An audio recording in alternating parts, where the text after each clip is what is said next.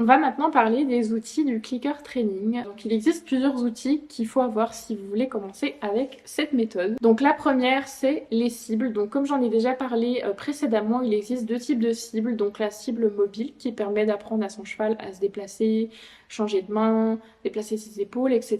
Donc c'est vraiment une cible que le cheval va devoir apprendre à suivre. Et ensuite on a la cible statique qui est une cible que le cheval va venir toucher ou alors poser ses pieds dessus si c'est une cible au sol. Et l'idée c'est de pouvoir apprendre l'immobilité, on peut également apprendre les flexions avec cet exercice, le pli, etc. Pour créer ces cibles, il y a plein de possibilités différentes. Moi j'utilise des plumeaux à poussière extensibles qui sont extrêmement pratiques parce que ça se glisse très vite dans la poche, on peut les prendre en balade, on peut les prendre à cheval, donc c'est vraiment très pratique. Mais vous pouvez aussi utiliser une frite en mousse mise sur un bâton en bambou. Vous pouvez utiliser du coup deux couleurs différentes pour distinguer la cible mobile de la cible statique. Vous pouvez utiliser des cônes, des tapis, enfin voilà, il y a plein de possibilités différentes. Il faut juste être un peu créatif. On peut également s'adapter en fonction de l'exercice. Donc comme j'ai dit, vous pouvez avoir par exemple un tapis au sol comme cible statique où le cheval va devoir apprendre à mettre ses pieds dessus. Vous pouvez avoir une cible statique où le plumeau à poussière est posé sur le cône par exemple. Enfin il y a plein de possibilités différentes. Il faut adapter un petit peu par rapport à ce que vous demandez. Est-ce que vous voulez que votre cheval vienne toucher la cible avec son nez? Est-ce que vous voulez qu'il vienne poser sa tête dessus?